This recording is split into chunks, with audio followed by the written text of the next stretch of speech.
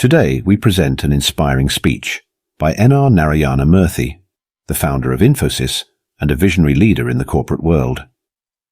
This speech was delivered at the 58th Convocation at the Indian Institute of Management, Ahmedabad, IIM-A. Murthy shares his journey of building Infosys, the lessons learned, and the values that guided him. He emphasizes the significance of fairness, transparency, and a culture of meritocracy in transforming society and leading with integrity. Join us to learn from his experiences and be inspired to achieve your aspirations. Well, what a beautiful view this is. Green trees in front, unbelievably good architecture on both sides, and most importantly, probably the country's highest density of intellectuals. What more can anybody ask for it? The last time I saw this wonderful view was in the movie Two States. I can tell you folks, having watched so many of you pass through this, I am positive that batch of 2023 can give a tough competition to Alia Bhatt and Arjun Kapoor. Thank you. Chairman, members of the governing body, director, faculty, staff, students, guests, the graduating students, I thank you for inviting me to be part of this joyous occasion. Congratulations to the graduating students on completing this worthy penance. You are now all set to shoulder the aspirational task of transforming our country and the world with the competence and the values that you possess. The knowledge, wisdom, writing skills, modeling, analytical thinking, Socratic questioning, group discussions, teamwork, and decision-making skills that you have acquired here from your revered teachers will definitely assist you in your future. I am happy to come back to a place where I started my career when none of you was born. It was in 1969. I learned much being the chairman of this venerable institution from 2002 to 2007. Today, my talk will be very similar to the one I gave recently on the 40th year celebrations of Infosys, the company I founded. The context is different, but the lessons for both the graduating class here and the Infosys out there are the same.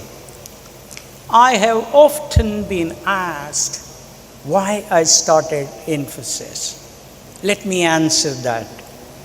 I grew up in a family of 8 children, a mother, a father, and a grandmother. My father was a school teacher in a small town. It was drilled into my young mind that my fate would be limited by the circumstances that I was born into. The India that I experienced in my youth was a lower middle class India with small hopes and even smaller dreams. I had simply accepted that there would be a glass ceiling to most professional ladders in corporate India of those days. Corruption and connections in government were common for success in most businesses then. That retrogressive mindset of mine changed gradually when I started working in a French real-time software company in Paris more than 50 years ago. I learned three important ideas: the power of entrepreneurship in a free market in creating jobs and prosperity for the nation. Second, the beauty of an enlightened corporate democracy and the role of compassionate capitalism in building a prosperous and happy country. I was also influenced by the writings of Mahatma Gandhi, Max Weber, Franz Fanon, and Karl Polanyi. After learning these lessons, I decided to return to my hometown, Mysore, traversing Western and Eastern Europe, Israel, and West Asia, hitchhiking and spending just $4 to $5 a day. That journey irrevocably transformed me from a confused leftist to a determined, compassionate capitalist. After I returned to India, I decided to conduct an experiment based on these three important ideas that I spoke. My first attempt, Softronics, failed since there was no domestic market for software development in India at that time. I learned my lesson and started my second attempt, Infosys, after my stint as a general manager at Patni Computer Systems Private Limited. I collected a set of bright and value-based youngsters there to assist me in building Infosys. Fortune conspired with us in the form of the 1991 economic reforms of India ushered in by late Sri Narasimha Rao and Dr. Manmohan Singh. The rest, my young friends, as they say, is history. While I did not expect to address every challenge of our society in my Infosys journey, I hope to create a microcosm that did not suffer from the injustice, inequity, discrimination, and the unfairness of the society that I had seen or experienced around me when I was growing up. I wanted to create a company of the professional, for the professional, and by the professional, as Abe Lincoln defined a democracy. I wanted this corporate child of mine to be an expression of the best that the corporate world and the society could offer. I wanted it to be a place where a person from any race, any religion, caste, region, nationality, and economic stratum could succeed based on competence and values. A place where people from the forgotten fringes of our society could compete with confidence, perform, earn respect, occupy the center stage, and with luck, run the company. A place where fairness and justice would be the norm. A place where imagination, speed, and excellence in execution would be the watchphrase. A place where there was no apartheid between the management and the employees. A place where the dignity of the professional was sacrosanct. A place where the merit was revered in every transaction. A place where the CEO and the janitors shared the same canteen and the same toilet. A place where the graft would be taboo. A place where people would celebrate deferred gratification, would not pilfer from the corporate kitty, and do what is right for the entire company. A place where the asymmetry of information between the management and the shareholders dissolved like dew on a sunny morning. A place where you could disagree but could not be disagreeable. A place where the seniors wholeheartedly and enthusiastically shared wealth with everyone who participated in generating it. And ultimately, a place where the inner voice exhorted every Infosian to demonstrate the best of entrepreneurship, compassionate capitalism, enlightened corporate democracy, and time-invariant and context-invariant values. This, to me, has been the Infosys I dreamed from the first day I discussed with my then friend and today my wife in 1977. Even today, my undying passion burns bright for these ideas that have made Infosys special. My dream for Infosys has never been just that of a profit-making machine, but rather an experiment and a demonstration of social change for the betterment of my country. Infosys has been a perfect manifestation of my belief that one's fate need not be determined solely by one's birth. Infosys has been an umbrella offering shelter to many who share the same belief. I wish to share with you what I have learned in this extraordinary journey and what has made Infosys unique. Each one of these precepts has been a foundational pillar for building Infosys over the past 4 decades plus. My hope is that every one of you, whether you become corporate leaders, whether you become entrepreneurs, or whether you pursue the academic line, will find these ideals useful and demonstrate them throughout your career. First, a culture of meritocracy and values should determine the mindset of a company. Culture is the strong foundation on which the superstructure of aspirations, dreams, hopes, and their conversion to reality rest. Remember that Peter Drucker once said, "Culture eats strategy for lunch."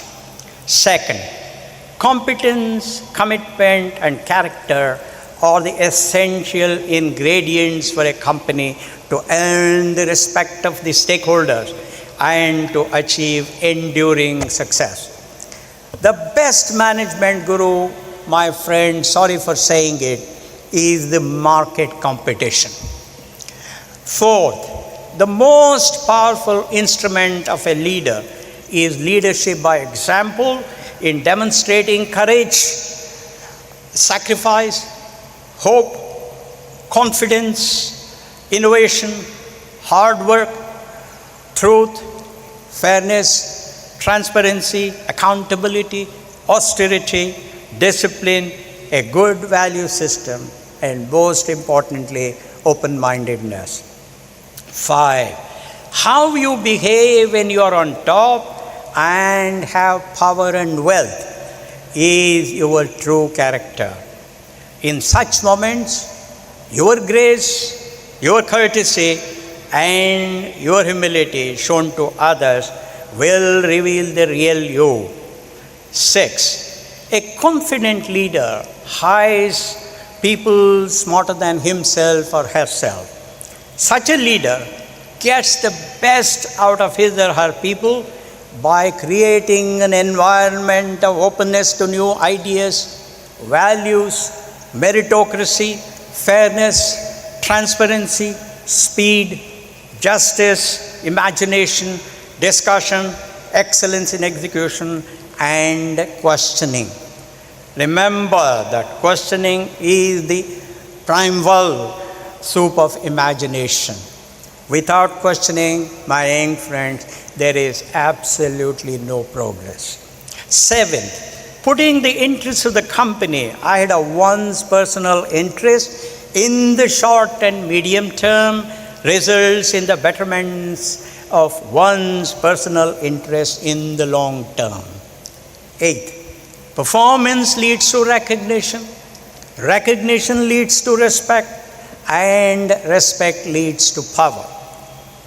Ninth, respect enhances trust in the company among stakeholders, leading to repeat business from customers, attracting quality employees, and long-term investors.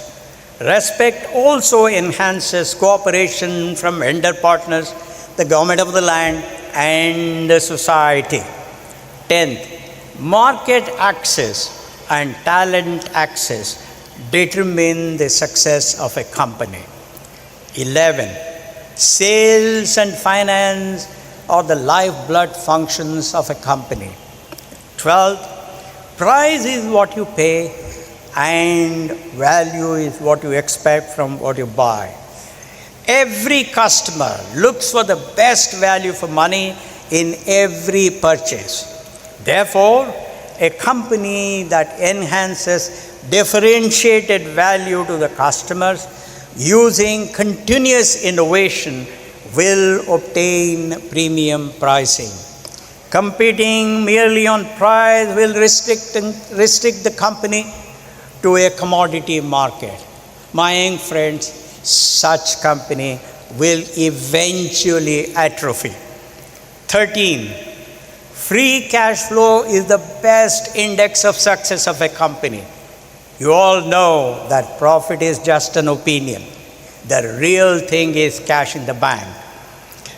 14, transparency in everything you do is counterintuitively a competitive advantage. I want you to remember this very importantly. Respected leaders, 15th, respected leaders avoid any symmetry of benefits in their own favor vis-a-vis other stakeholders, particularly the minority shareholders. Good governance is enhanced by adhering to honesty, fairness, transparency, and accountability in every transaction. It requires values, suppression of greed, and fearless governance. 16. Success, my young friends, is half due to performance and half due to luck. I want you to remember this very importantly because I want every one of you to be humble. As Louis Pasteur once said, chance favors the prepared mind. So you must do everything possible for success before you invoke God. 17. Fairness is the most important attribute for any decision. Practice the Latin proverb, audi alteram partem. That means listening to the other side. Fairness, my friends, is maximized by listening to the other side and using data and facts. 18.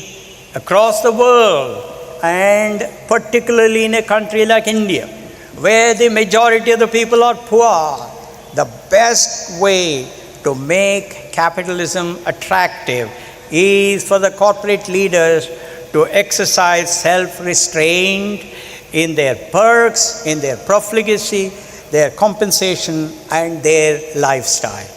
After all, remember the words of Socrates, who said, "The secret of happiness lies not in seeking more, but in developing the capacity to enjoy less." The last one, the 19th, and the most important one is, remember that the softest pillow is a clear conscience. Therefore, when in doubt, disclose. These ideals, my friends, I have expressed are not rhetorical. We at Infosys have lived them. We have fought for them. We have sacrificed for them. We have suffered for them. And we have celebrated them. In the future, at a time when there is fog on your windshield, I hope these time invariant and context invariant ideals will serve you in gaining clarity. Living these ideals has reinforced the eternal idea that the purpose of life is to leave our context a little better before we leave this world. These ideals, my young friends, define the finish line. Until these ideals become your second nature, my young friends, your journey and your mission will not be over. This is my charge to every one of you gathered here today, particularly the 600 people who obtained their degrees. You will have to live these ideals and bequeath them to the future generations.